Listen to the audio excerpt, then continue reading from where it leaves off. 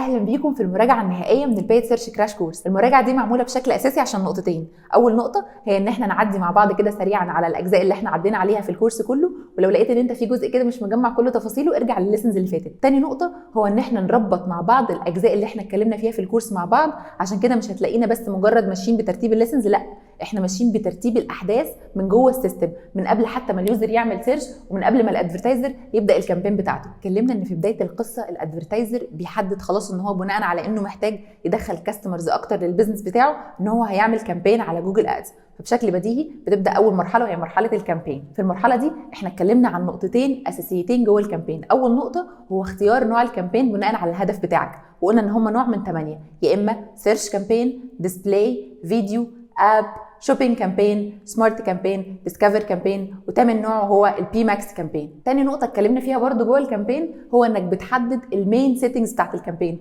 اللي من ضمنها اللوكيشن واللانجوج والكونفرجن والاد سكادجول والستارت والاند ديت وهكذا. طيب الكامبين دي بتتكون من ايه؟ بتتكون من مجموعه من الاد جروبس. الاد جروبس اللي بتتحدد بناء على 5 حاجات: التوبكس والبليسمنت والاودينس والديموغرافيكس والكيوردز. الكيوردز اللي احنا اتكلمنا فيها بشكل اساسي عن 4 نقط مهمين جدا، وهم التارجت كيورد والنيجاتيف كيورد والكيورد ماتشنج تايبس، ورابع نوع هو الكيوردز انتنت. بعدها بتبدا كادفرتايزر تحدد الطريقه اللي انت هتزايد بيها في المزاد ده، وهي البيدنج استراتيجي. وقلنا انك هتختار بناء على اساسها بيدنج استراتيجي من ال7 بناء على اللي الكيس بتاعتك محتاجاه، وقلنا ان هم يا اما مانوال سي بي سي، تارجت سي بي اي، ماكسمايز كليكس، ماكسمايز كونفرجن، ماكسمايز فاليو، وتارجت امبريشن شير، وسابع نوع هو الرؤاز. خلاص حددت البيدنج استراتيجي بتاعتك، بتبدا بعدها مرحله الاد كونتنت، واللي اتكلمنا ان في انواع من الاد وهم الكول اد والدايناميك اد، واللي اتكلمنا عنه بشكل اساسي هو الريسبونسيف اد.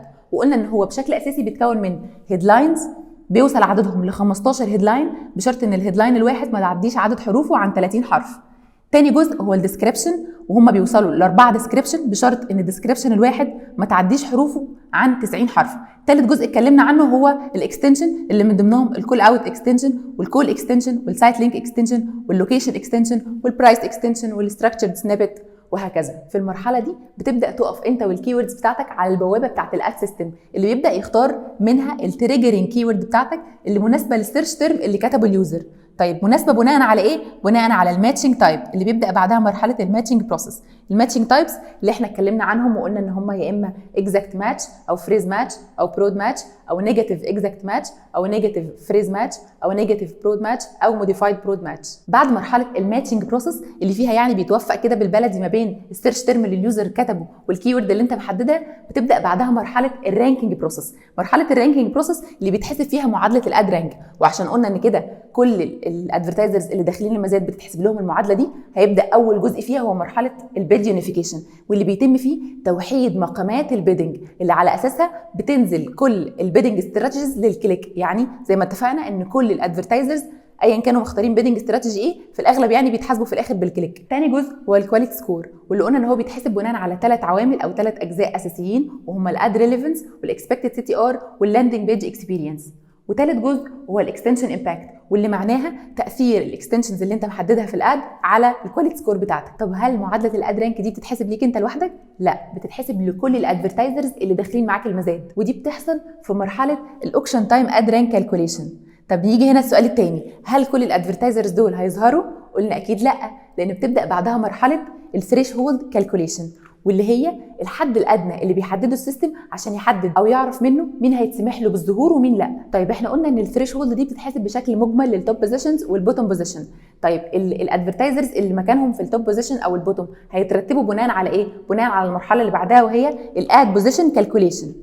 طيب خلاص كده الادفرتايزرز اتعرف مين اللي مسموح ليه بالظهور وظهر، وبتبدا بعدها مرحله الامبريشن، وهي المرحله اللي بتعتبر فرصه ان اليوزر يشوف الاد بتاعك انت وكل المنافسين اللي داخلين معاك المزاد.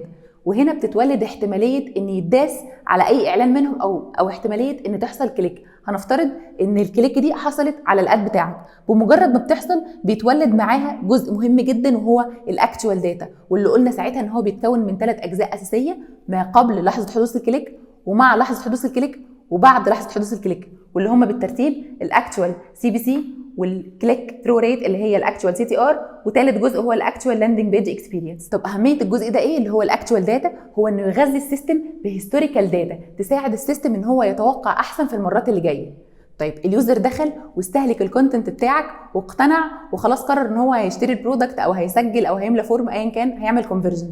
هتبدا بعدها يتولد ما يسمى بالكونفرجن داتا اللي هم السي بي اي والكونفرجن ريت والكونفرجن فاليو والرؤاز. دي اهم المتركس يعني اللي احنا اتكلمنا عليها، واللي قلنا بشكل اساسي ان هدفها انها تساعدك توبتمايز او تدير الكامبين احسن، خصوصا يعني في جزء البادجت، عشان تحدد مثلا بناء على ايه كامبين هتكمل وبناء على ايه كامبين هتقف، وانهي اد جروب هيتصرف عليها اكتر وانهي هيتصرف عليها اقل، وهكذا. كده احنا خلصنا المراجعه النهائيه سريعا للبيت سيرش كراش كورس. مهم جدا تشوف الليسن اللي جاي عشان تعرف هتعمل ايه في المراحل اللي جايه وازاي تطبق الكلام اللي احنا قلناه ده بشكل عملي.